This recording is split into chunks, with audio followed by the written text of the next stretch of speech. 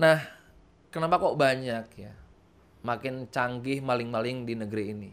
Ya, terutama juga mungkin di negeri-negeri yang lainnya. Ini kalau kita lihat sebetulnya maling-maling itu ketika ketangkep ya mereka sebagian dipukulin, kalau yang masih selamat ya dimasukin ke penjara.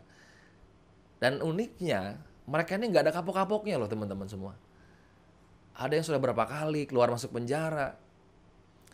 Ya gimana nggak kapok? Ya mereka mau kapok gimana ya? Wong di penjara mereka dikasih tempat, makan dikasih sehari 3 kali, tidur dijagain, kalau hilang dicariin. Kita di rumah baru-baru dicariin ya. Tiap pagi tuh mereka kalau apel dihitung ya, tiap pagi sama sore itu dihitung. Ya wajar lah perlakuan seperti itu membuat kemudian maling juga nggak ada kapok-kapoknya.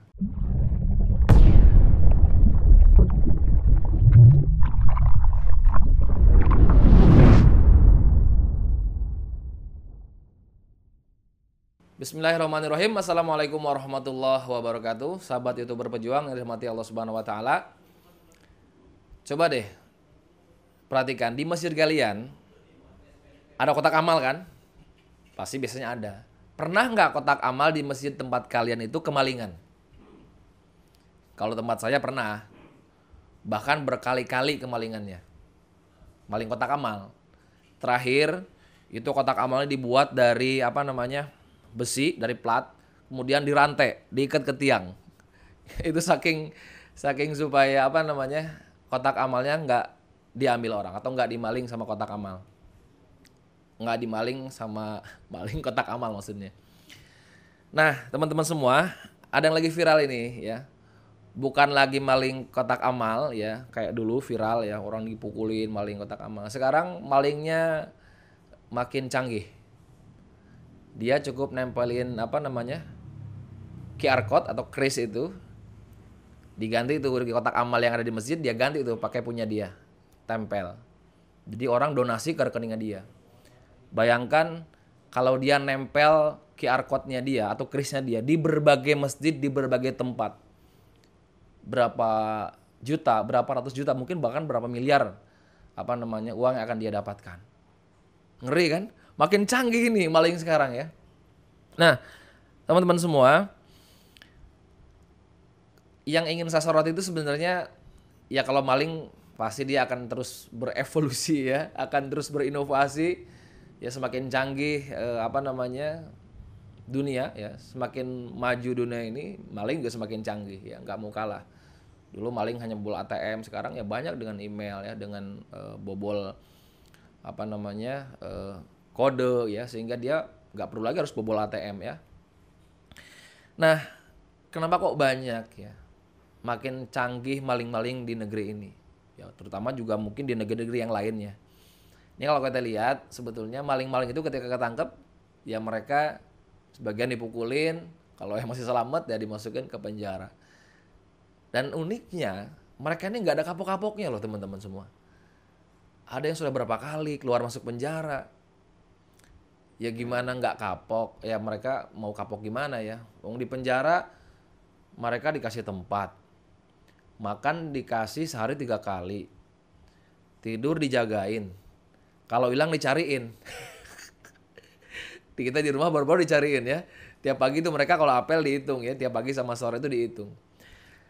Ya wajar lah perlakuan seperti itu membuat kemudian maling juga nggak ada kapok-kapoknya. Nah maka sebenarnya kalau dihukum pakai hukum Islam nggak gitu kejadiannya teman-teman semua ya. Dalam surat Al-Maidah ayat 38 Allah katakan, a'udzubillahi minasyaitonirrajim, was-sadiqu was-sadiqatu faqta'u aydiyahuma. Laki-laki yang mencuri dan perempuan yang mencuri maka potonglah tangan keduanya. Nah, dalam Islam bahwa pencuri laki-laki dan perempuan itu harus dipotong tangannya. Nah, ini yang akan bikin orang jerak sebetulnya ya. Walaupun tanpa masuk penjara orang akan jerak. Karena orang akan mikir 1000 kali, orang akan mikir 1.000.000 kali. Nanti tangannya hilang. Ada bekasnya. Coba kalau orang narapidana ya di penjara sekian tahun, emang ada bekasnya? Nggak ada. Tapi kalau dia maling dalam Islam dipotong tangan, pasti ada bekasnya. Oh pernah maling. Sehingga efek sosialnya juga tinggi. Nah sebetulnya inilah yang kita harapkan bahwa hukuman itu bisa memberikan efek jerak kepada para pelakunya. Dan hari ini Hukum di negara kita, hukum produk demokrasi, produk KUHP tidak bisa memberikan efek jera kepada pelaku pencurian. Maka ya sebagai orang Islam, saya ingin mendorong pemerintah untuk menerapkan hukum Islam supaya masyarakat ini merasa aman, merasa tentram dengan barang-barang milik mereka, nggak takut lagi dicuri. Karena pencurinya sudah takut juga kan dihukum potong tangan itu.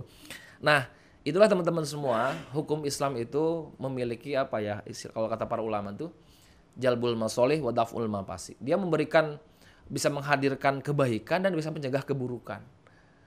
Ya, bayangkan ya, orang mencuri terus di penjara, belum tentu hapus dosanya dia, belum tentu hapus dosanya. Tapi kalau dipotong tangan dengan hukum Islam, itu dosa mencurinya hilang.